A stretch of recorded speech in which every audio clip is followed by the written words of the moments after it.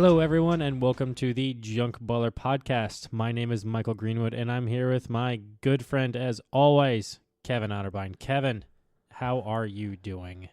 You have a lot of energy right now. That's not true at all. That's not. It's a lot of energy for me, from my perspective. Yeah, I feel like you and I are very different personalities in a lot of aspects. I feel like I can turn it on pretty quick if I need it to be, but mentally and physically, like, pretty tired. Yeah. Pretty tired. Been a long couple weeks in terms of just social and business stuff that have been going on. So as long as you acknowledge that I'm the better one, then that's okay. the better one in terms of what? Out of the two of us.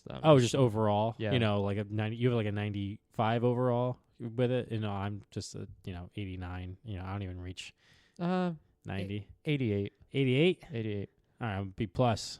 What would you rather be, 88 or 89? Because 89 you just miss out. I don't know. I feel like it's like a guy when he's 5'10 or 5'11. He's like, oh, I'm just an inch away from 6 feet tall. Yeah, I'm okay with being 89. Okay. You know, I'm pretty content with life right now. I'm pretty content. Yeah, except with the Phillies. Yeah. But we'll get into that. Yes. But Kev, how are you? Yeah, I mean, to follow up on what I was saying, I am pretty tired. But it's a good tired because there's a reason why we haven't been on the mic for so long. It's not just because of our teams, even though that does play a big part into it. Huge part. But it's also because we have lives, Yeah. and we've been living very busy lives. On Saturday, I participated in the Rocky Run in Philly, which was the first time I ever did it. You did really well. I did. I finished in the top 13 percentile. I think that's how you say it. It's just like top 13 percentile. For a first time, pretty good. But, man, my hammies are sore. Yeah. But it's good. Nice. I'm pretty sure I broke my ankle. I have something wrong with my ankle.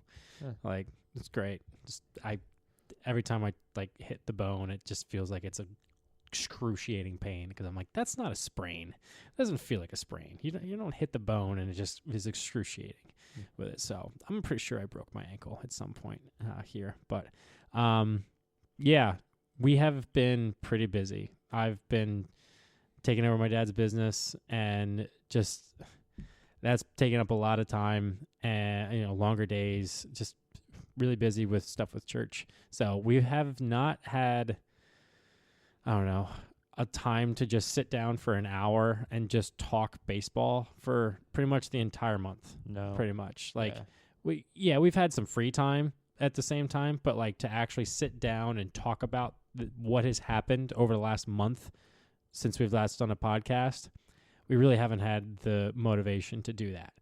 And to be fair, I was getting ready for this just right before we started recording, and it got me thinking.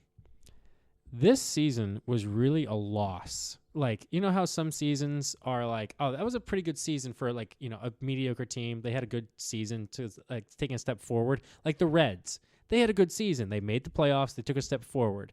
But I feel like your team and my team, it was a big waste of a season. Complete waste of a season. Whereas I don't know where we go from here in terms of, and I don't know where either of our teams go from here. I feel like there's so many kind of just question marks, but they don't know if there's a clear answer for our teams. Yeah. And going back to our postseason predictions, I wasn't expecting the Yankees to make it very far in the first place, but I was expecting effort. And apart from Game 3, where, they just, really put a dent in the Toronto pitching, they showed no effort. The pitching side was terrible. The batting side was terrible. And like you said, it just kind of felt like a waste of a season. Yeah. And really, not great baseball, especially at the end, which, I don't know, it just, and that's why I didn't really watch the World Series either. Which is odd because usually even after my team's eliminated, I still follow up on it. I'm still keeping tabs of what's going on. Yeah. And like people were asking, oh, did you watch that Game 7? And I was like, I was asleep. And I fall asleep early anyway. That's a good that could be a good excuse. But that's a good excuse for me. But like, and it's strange because there was a lot of people talking about this World Series. Yeah. And in terms of MLB ratings, it was the highest rating for a World Series game in like 30 years. Dang. Or something like that. Because you have LA, which is a big market. You have Toronto, which is the biggest Canadian market. Yeah. But in terms of like my own interest, once my team was eliminated, I just did not have the motivation to continue watching baseball. Yeah. I am right there with you. I don't know. Like, I also, to be, just for the record, as a Phillies fan, I listened to the Phillies get eliminated. You were in the truck with me on the way home, and we were listening to it on the radio. I have still not seen that throw from Kerkering. I still haven't watched it. I haven't seen any highlights of it. I haven't seen anything from that inning. I've heard about it. I've heard so many different perspectives from it, but I'm like, I do not want to watch it. I really don't. I don't need to watch it. I don't need to experience it in just where I'm at as a Phillies fan. I do not need to experience that. I was telling you a little bit before this, I think it might have been I think I have this on the record from last year or something at the end of last year. The Phillies could be turning into the Sixers. And everyone, as soon as the season ended, were like, oh my gosh, they're the new Sixers because they just haven't been able to get over that hump again. They've spent all that money, retooling, everything. Still can't get over that hump. We've regressed every year, pretty much. The last 2 years it's been the division series, but we lost 2 at home this time. So I feel like that was even regression. Last year we won 1 at home. But this year we lost 1. I was like, we can't lose at home. The dumbest thing in Philadelphia sports or anything in sports right now is the Philadelphia Phillies home field advantage. It's just not the case. I think they've won 2 games at home since the Diamondback series. Since the Diamondback series. Wait, no, that can't be the case because they only had 1. They had the Mets in last year, and they didn't, and this year, and they didn't win. I think that I can't remember the exact stat. I'm also going off no notes right now, people. This is all verbatim. I don't have any notes. I just, with how this podcast was planned, and we're like, we need to get a podcast out for you guys because we've had a lot of people ask, yo, when are you getting a pod out for this? When are you getting a pod out? We have not wanted to do one. Yeah. We have not. No. And to be fair, like, we do love talking baseball. Kevin and I have talked maybe, I don't know, just a little bit about baseball. We talked about the recent news of Ortiz and Clase getting indicted, and we talked a little bit about the World Series, just a little bit. But we really haven't been. No. And with how the Phillies are trending, it just makes me think that this season was a waste, and especially with the CBA stuff coming up, like, I have no idea what they do. Yeah. People have asked me, what do you think they're going to do? And I'm like, I don't know if there's an exact thing that the Phillies can do to really regain my confidence. I don't know because they had such talent. They have so much talent on that team. I don't know what exactly on that needs to be done to get over that hump. I don't know. I have so many other thoughts, but it's just how. It's where we're at right now. Yeah.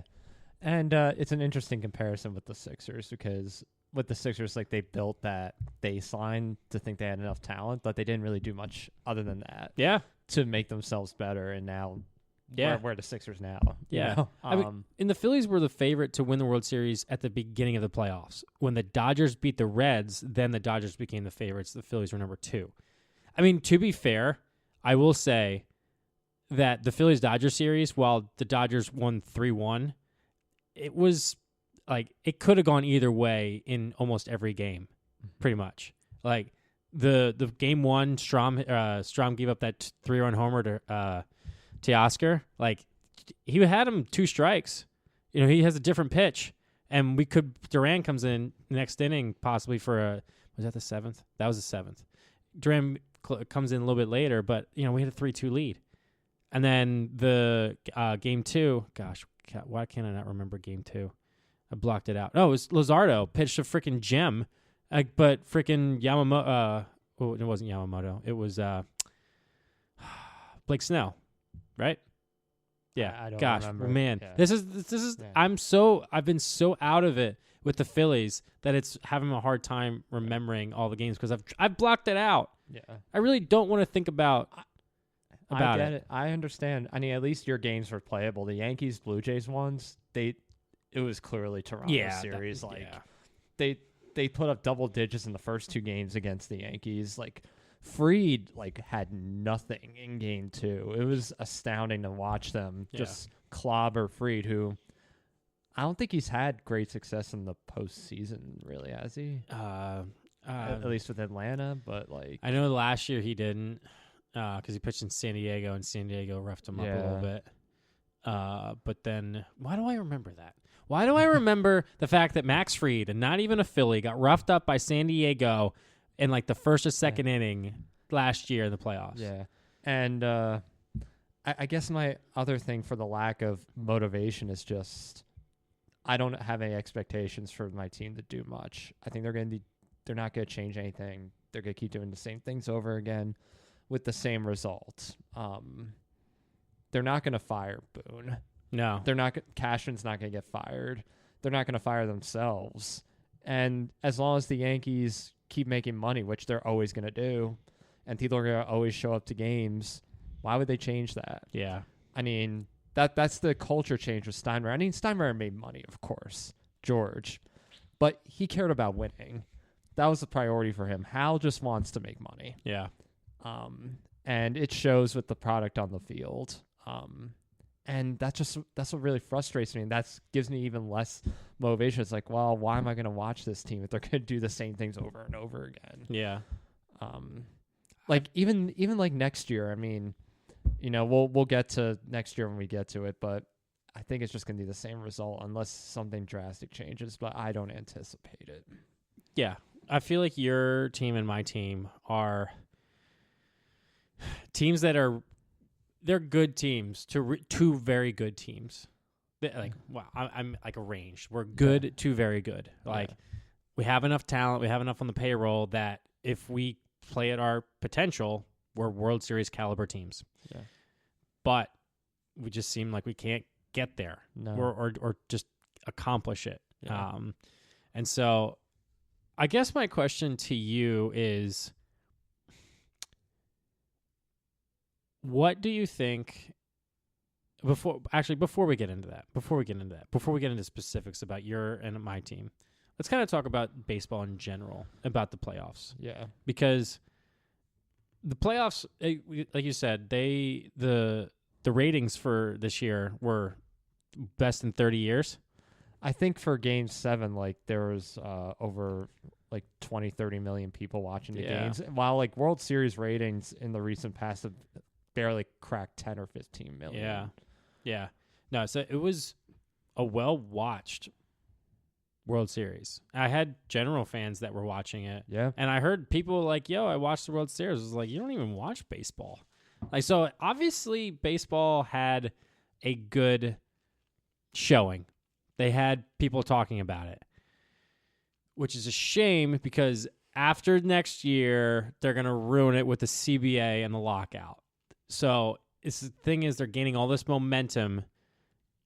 I feel like MLB is gaining momentum because NBA is losing a little bit, and the NFL they're still the powerhouse, but I still feel like people are slowly losing interest in the NFL, just a tad.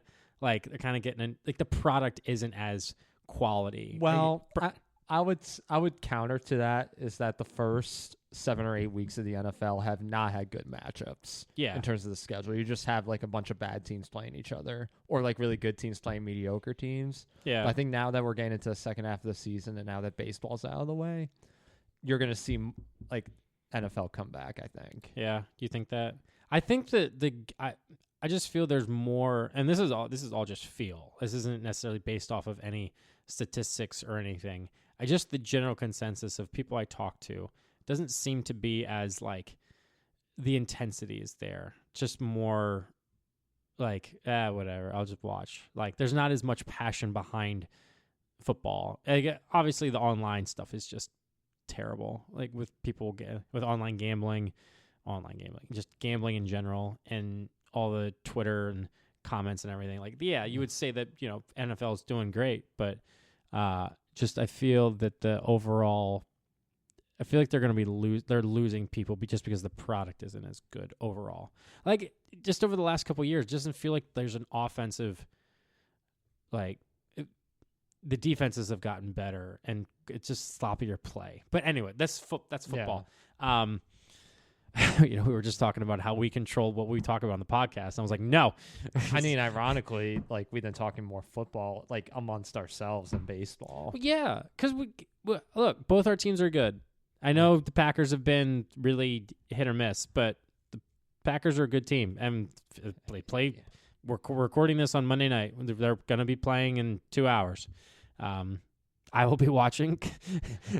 But anyway, I feel that baseball gained a lot of momentum over the last couple of years with the pitch clock change, kind of the more casual fan with it. Like, they've seen an increase I know statistically they've seen an increase in popularity, but I just feel like it's going to hit the fan as soon as that lockout happens, because people are like, they're going to hear the reasons why they're fighting, and they're going to lose a lot of people. They're going to lose all those new fans, in my opinion. And if you don't have baseball for a full year, you're going to lose a ton of fans. Yeah. And the players are going to regret it, and the owners are going to regret it 100%. So overall, the playoffs were good, in my opinion. From what I watched and what I heard, the playoffs were good. It was good playoffs. Like the Mariners, Toronto, that went 7 games. That was a great series. I watched some of that. That was pretty good. Yeah, the division series went 5 games too. The Detroit and Mariners, they won on a walk-off. Yeah, like it was good baseball. Like, who did the Dodgers play in the?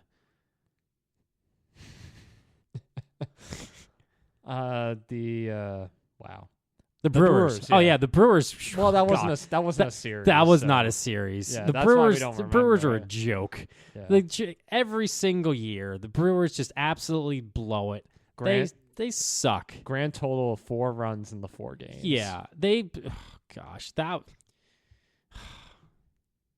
I have some cousins that listen to this podcast. Oh, my one cousin wanted me to talk about that one play, that got doubled up with it. Do you remember that play? NLCS? No, in the NLCS. So there was Teoscar was on third, and I think there was a runner on.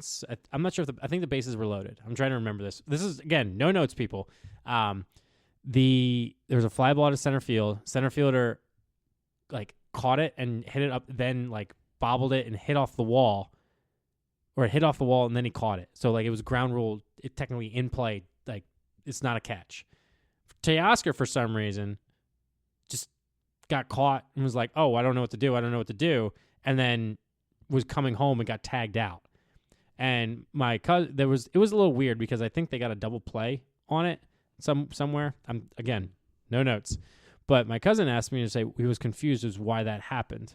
Like, what's the deal with it? Because he said, why is it? I think it was like, why is it a double play? I can't remember what he said, but I'm doing this for you, Justin, to talk about it. But so if he had caught the ball, then it would have been just a regular sac fly. But because he I don't know what the umpires ruled it, but on the play, I think they ruled it in play.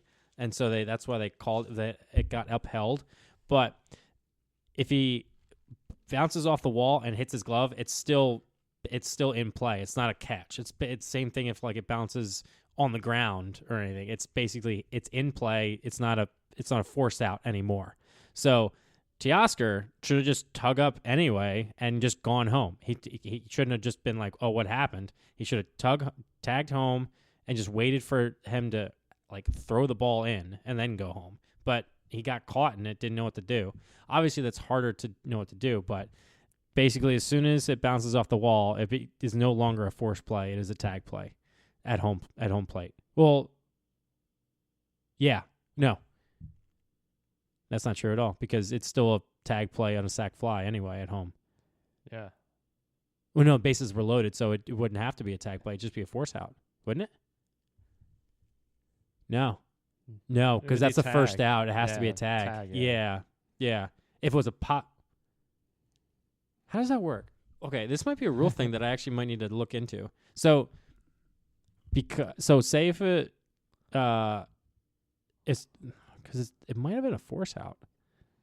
But if you're tagging up from third base, right, Yeah. and you catch the ball, like, let's say you said bases are loaded. Yeah, I think so. Yeah. I think you would still have to tag him out though. It's not like you just step on the plate and he's out. Yeah, but it's like the base is loaded. Like it's just like a ground ball. Like For a sac fly. but like if the bases are loaded, there's a ground ball and you throw home, you don't have to tag him. You just have to force out. Yeah, that's different because it's a grounder and not a sacrifice fly. Oh, you know why? Do you want to know why that it is? Because the runner on first has already probably reached first base, and so the advancement has to happen. So say because it's a base hit. Mm-hmm. I can't remember who hit it. So he is granted he's on first base, and so then it becomes a tag play. I think with it, I had to look this up. Yeah. No notes. I had to look that up.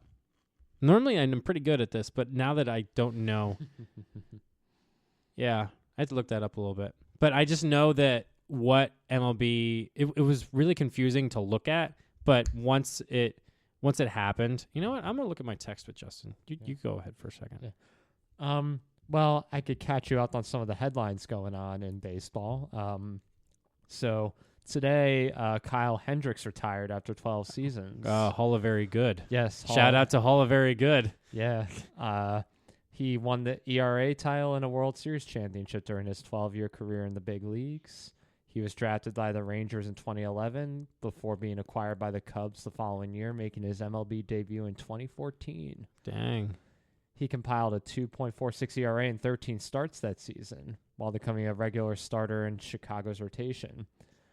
And he outdueled Clayton Kershaw in that 2016 NLCS, throwing 7 1/3 shutout innings and helped them win the World Series that year, including starting Game 7. So, pretty solid career. Oh, yeah.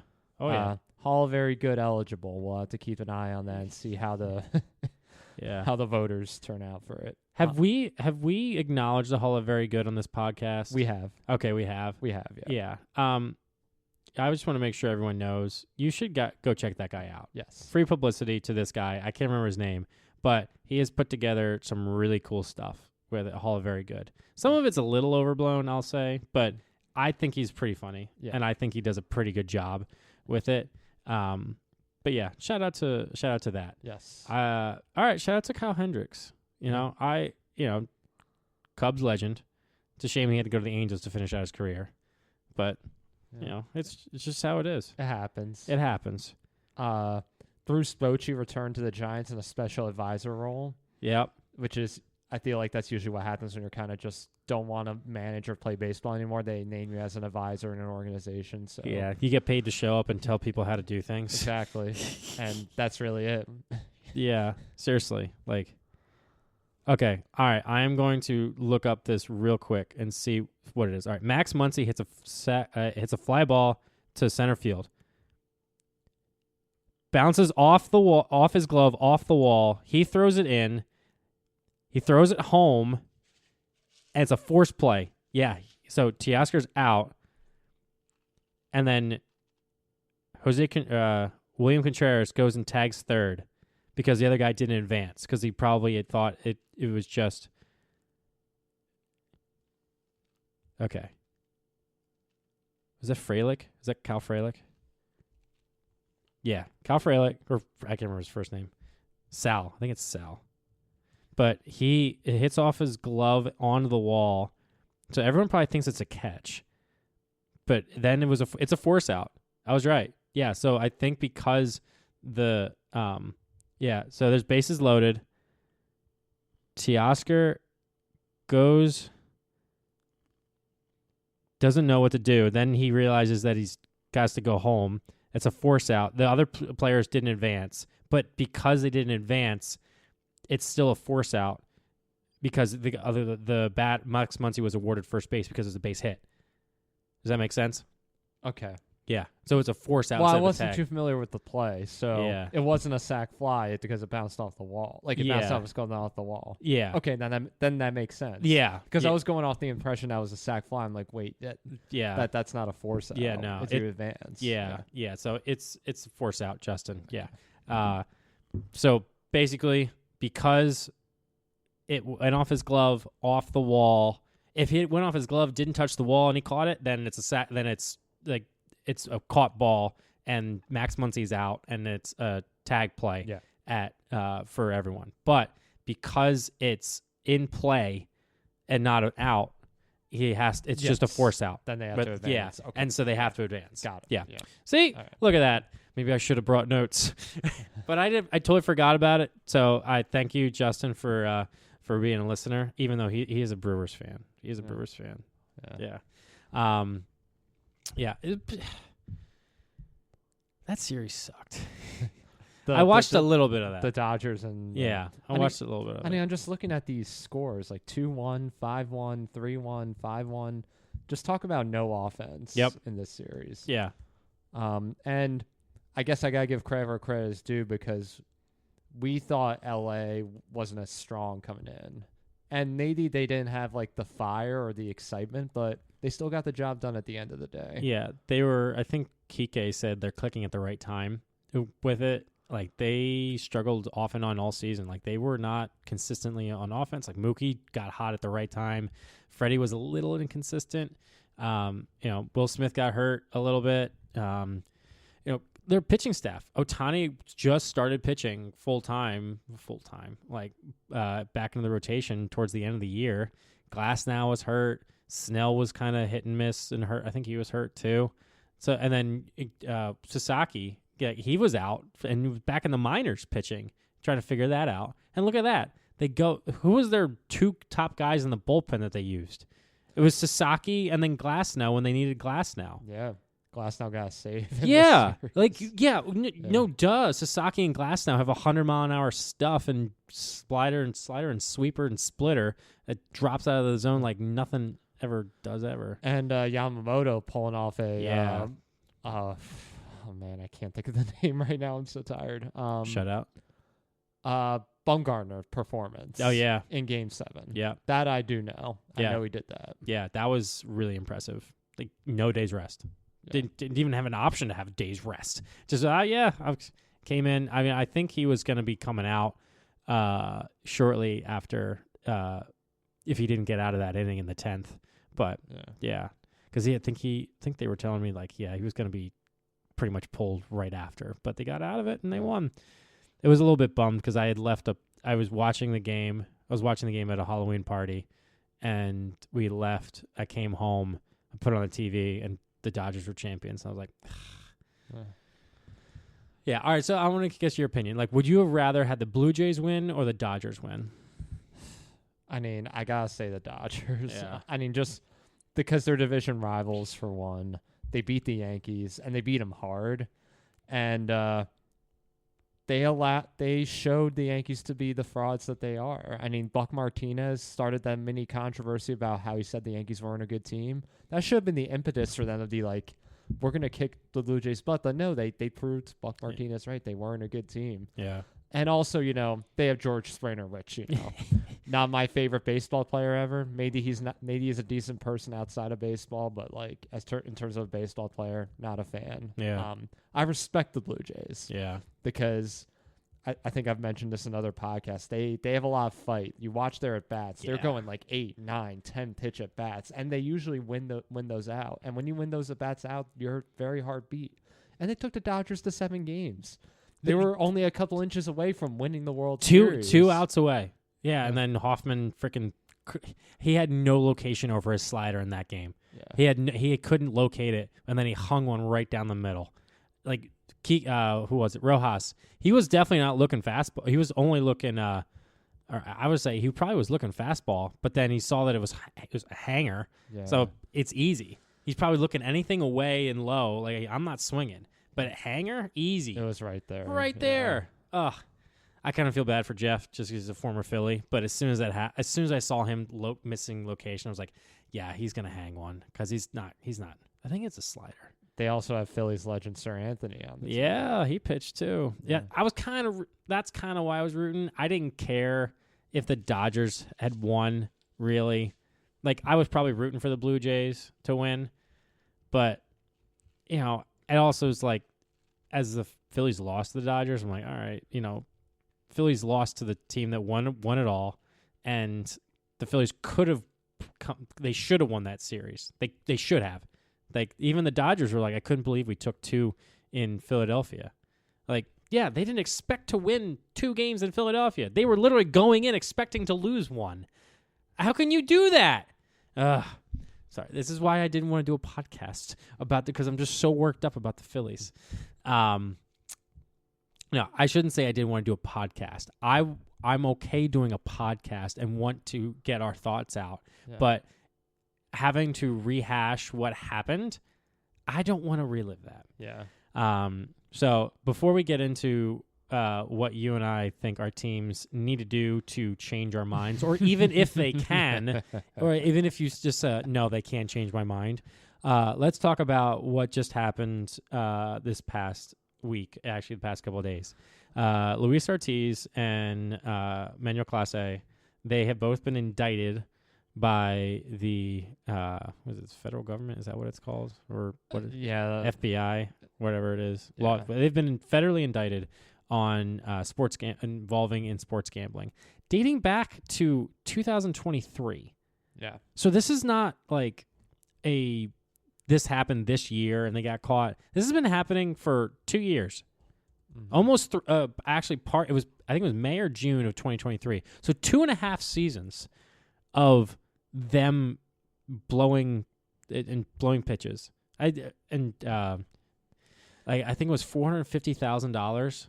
There was total of winnings or something like, or placed bets or something like that. Yeah, I hope it was worth it. Yeah, seriously, I don't get it, especially for Class A. Yeah. Like, I don't get it unless someone had dirt on him on something and they're like, no, you got to do this. That was actually funny. So Luis Ortiz, he struck out someone, or he threw a strike, or he threw a ball, but he swung at someone, swung at it. I think it was Volpe, and you can hear Ortiz curse after it. He's like, you're like, wait, why did he curse? He's just struck out Volpe. Why would you curse? That was dating. It was what happened. He lost money on it. Yeah. Like, that's so bad for the game. If you don't understand why Kevin and I are against sports gambling, this is why. Yeah. Because it ruins the game. Yeah, and you see some of Class A's pitches, too, that they allege he, had bets on. Like, they weren't even close to strikes. He was, spiking the ball into the ground. He was throwing it away on purpose. Clearly on purpose, not trying. Yeah. The main thing is, this is what we know is happening. This is the only thing that has come out. Oh, yep. Like, the NBA has kind of saved the baseball right now with this happening, because the NBA had a bigger scandal with the coach and Rozier. Like, who could have seen this coming? Who? I did. Oh my gosh! From a mile away. I hate sports. I hate it so much. I was listening to another podcast, not really related to baseball, that was talking about the sports betting issue, and one of the interesting points they brought up is people think that they can regulate things like gambling. Yeah, no. It's like the sin tax, right? Like, we could regulate gambling, we could regulate alcohol sales and things like that. And people are always going to find a way to bend the rules and break the rules and get around the rules. Yeah. Because sports betting is an addiction and it's dangerous to people, and they set it up in such a way that you almost always lose, but you keep putting money into it anyway. Yeah. A great example of that is that they're now putting a betting limit on baseball wagers. This came out today. Oh, really? Yeah. So the sports books are establishing a nationwide $200 betting limit on baseball wagers centered on individual pitches, and prohibiting such bets from being included in parlays in an attempt to decrease the incentive for manipulation. Again, it's this idea. It's like, we still want to have the revenue from the gambling, but we don't want the bad publicity. Yeah. Heck, ESPN Bet is going away now. Yeah. Like that's going to be gone soon. Can I say something before you continue? You could go ahead. So I saw this the other day. This was on Twitter, and this is back checked.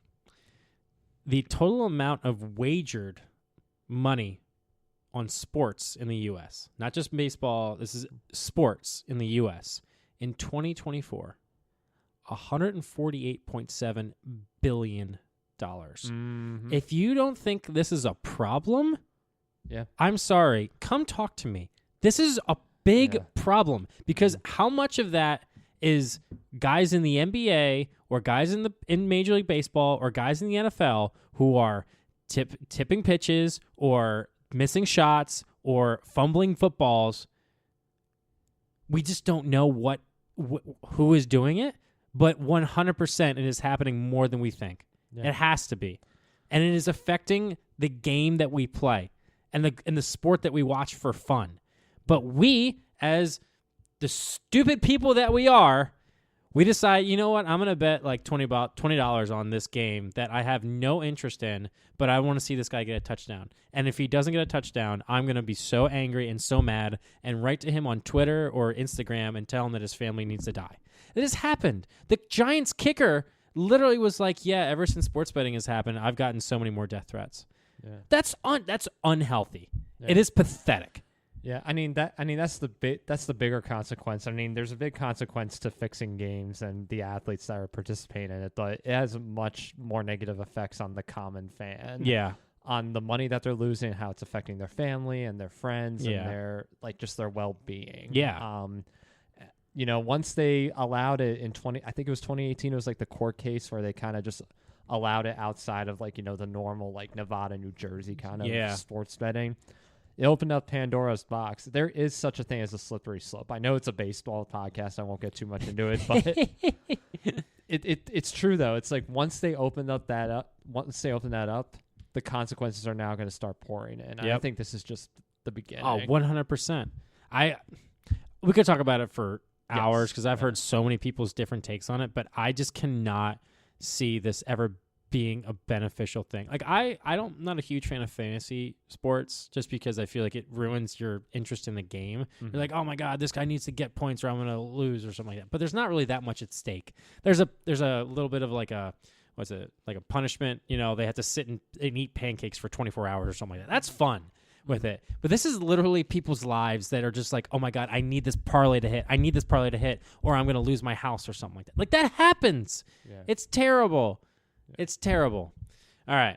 Let's talk about what our teams need to do to convince us to change our minds for 2026. Mm-hmm. If there is a 2026, who knows? Maybe the lockout will happen a year early. What's more depressing, sports betting or my team's prospects going into the next season? All right. So I'll ask you this. I'll ask you, can they change your mind if they do the things that you want them to do? Or even if they do the things you want them to do, will you still be like, it's not enough? Well, the things I want them to do, they're not going to do. Okay. All right. Maybe I'll ask you this. Is there anything they can do that can change your mind on 2026 for the New York Yankees? Yes or no? Anything they can do? Yes or no, do you think that there is something they can do that's realistic for them to actually change your mind on your outlook for 2026? Okay. Well, as we stated before, they had both our teams have talent. I mean, on paper, the Yankees should be winning at least 90 games a year and making it to the making it far in the postseason. Yeah. I think one thing they can do, which may give me some hope, is focusing just on fundamental baseball. Mm-hmm. Base running and getting small hits and, not making a bunch of errors in the field. Mm-hmm. And that's what really cost the Yankees a lot of games this year. Was not necessarily giving up 10, 11 runs, which, they did here and there. But the main thing was watching Jazz Chisholm get caught at first base on a sac fly in the infield, mm-hmm. or people dropping balls, or catchers throwing the ball away. Yeah. Or committing a bunch of balks. It's all the little things that it's costing this team. And I think if they can actually just, take a breather and not be focusing on just getting the number one in home runs and all that, because I know that's something they take pride. It's Bronx Bombers, they hit a bunch of home runs. Well, great. You can't throw to first base. You got the yips. Yeah. Yeah, like a Chuck Knobloch. Chuck Knobloch, sorta. yep. That's Yeah. exactly what I was thinking. Yep. If they could start like maybe just getting back to basics and building like a strong fundamental team and going the distance like the Blue Jays do and not just striking out on 4 or 5 pitches each at bat and trying, that might give me a little more hope. Yeah. Okay. So I think that's one thing I could think of right now that would be realistic. Gotcha. Okay. So just right now, what do you think the biggest realistic move they're going to do? Just one move that you think that they're actually realistically going to do. Like in terms of like acquiring a player? Yeah, because they're going to have to make a move. Yeah. They have to. It's the Yankees. I don't even know who's available in the offseason. Well, are you gonna re-sign Bellinger? I don't know if that's happening. Okay. Your starting pitching staff is pretty solid. It's pretty set. I know. I'm not worried about that. So, like, obviously, it's going to be your lineup, or getting someone in the bullpen. Yeah, I mean, there's a couple of questions in the outfield. You know, Grisham. You know, they're going to offer like a qualifying offer for him, which is wild to think about. That the Trent Grisham's getting a qualifying offer of 21. What is it? Is it at 20 now?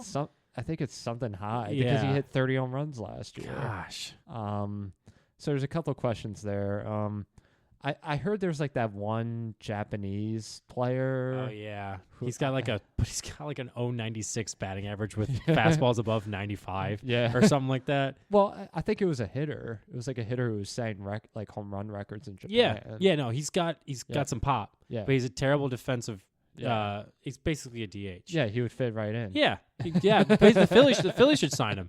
Yeah, all they want is DHs. Yeah. I would love to see the Yankees get someone like him, I think, because the Yankees in general have had decent success with Japanese players. Yeah.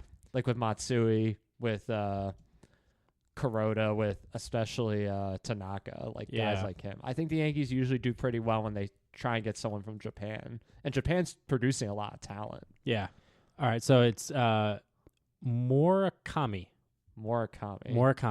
Okay, his first name is Muntaka Murakami. Okay, that's his name. He officially was posted this week, and they have I think it's like 45 days to do it. Have until December 22nd to agree to deal.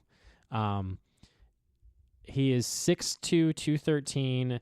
And he has slugged 246 home runs in 892 games, including a 56 homer campaign in 2022. He took the Triple Crown that year at the age of 22. Basically, all right, the teams that are expressing interest are the Yankees, Mets, Mariners, Phillies, Giants, and Red Sox. The usual. Yeah, seriously. Oh, my gosh. Why are the Phillies he's a third baseman, I think, right? He can play first base, but I don't think that's his position. He's has played bulk of his games at third base, so some believe he'd be better suited at first base in the majors. Oh gosh, just another thing we need. Another aging, slugging. Actually, I don't know how old he is. He's young. He's young. Yeah, he's 25. He's 25. Yeah, he's young. Yeah, I'm wondering.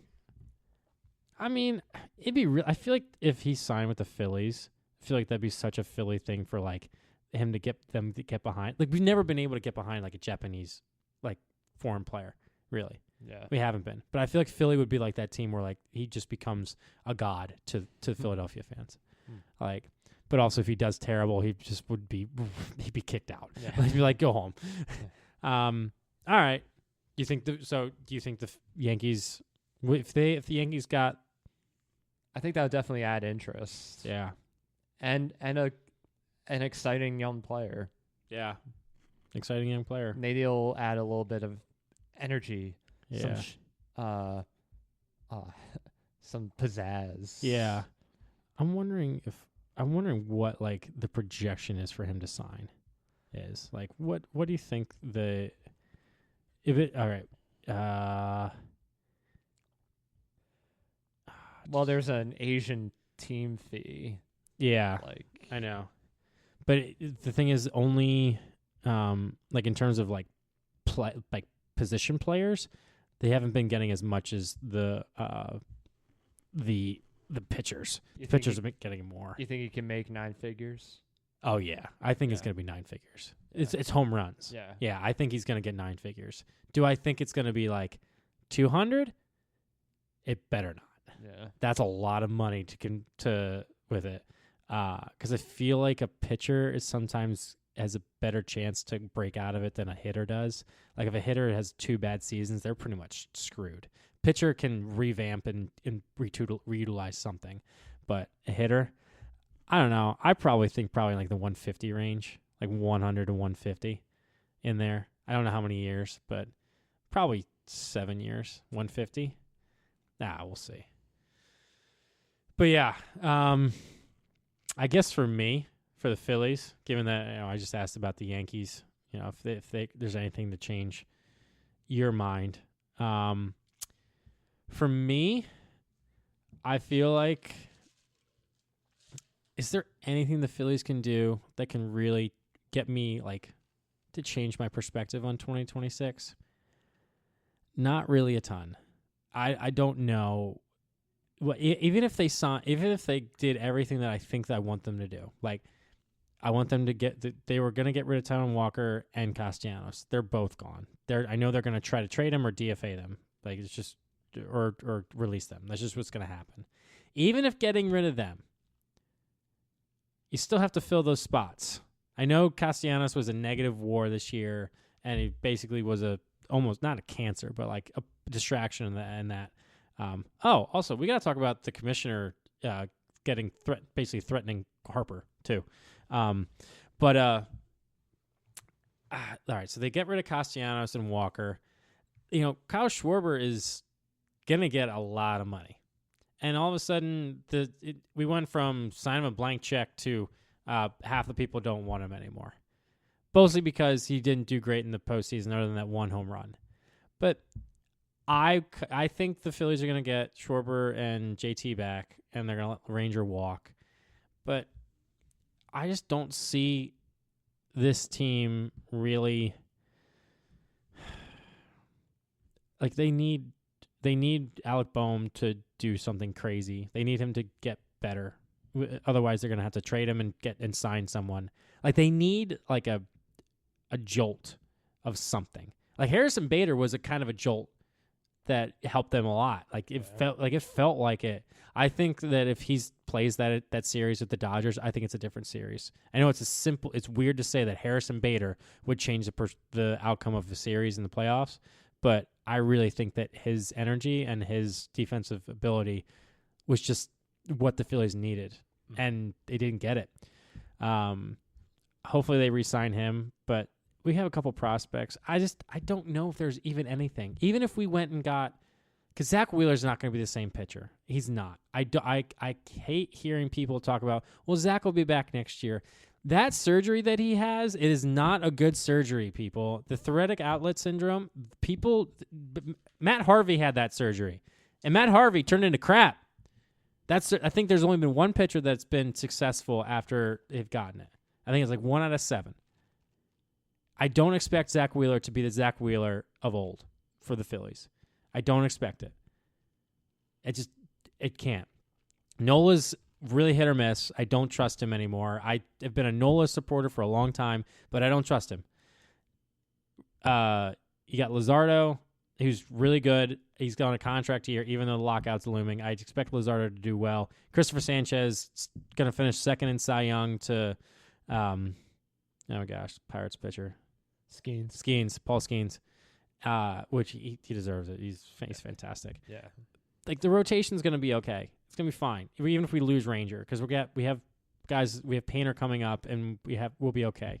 Bullpen, we need to get more guys and not just go sign an old, aging reliever and pay him $10, $15 million like Craig Kimbrell, Jordan Romano, and Blake Trinan back. No, it wasn't Blake Trinan. It was what's his name? It was a former Brewers closer back when Girardi was manager. We can't keep doing that. You got to go and sign a couple guys to 3-year deals that are proven. But you got to spend some money on the bullpen to back it up. But this offense just isn't going to be the same. This offense, they're aging Harper's going to be another year older. Turner's going to be another year older. Schwarber's going to be another year older if we re-sign him. We're getting old. We're old. Yeah. Ugh, I don't know. I do not know if there's anything that the Phillies can do. Even if they went and signed Kyle Tucker and brought back Schwarber, I don't think that would even. I don't know if that would get me like, yeah, all right, sweet, that's great, but I just don't know. Well, maybe similar to how I feel about my team. Do you think there's anything they could change on the field that could, sway you one way or the other? Thing is, they were a really good team in the regular season. There wasn't anything that they did like super poorly. They went out and they fixed the holes that they needed. They got Duran. The offense started clicking kind of towards the end of the season. The base running was a little bit hit or miss. Like they had some really bad base running errors. But Trey Turner improved his defense. Stott's a Gold Glove caliber defensive player.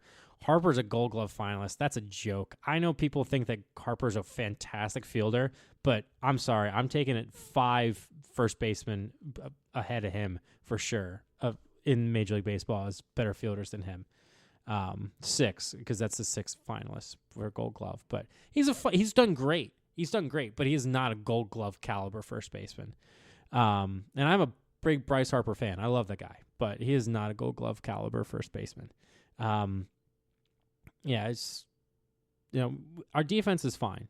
Our defense is fine, but we had some base running miscues and just timely hitting.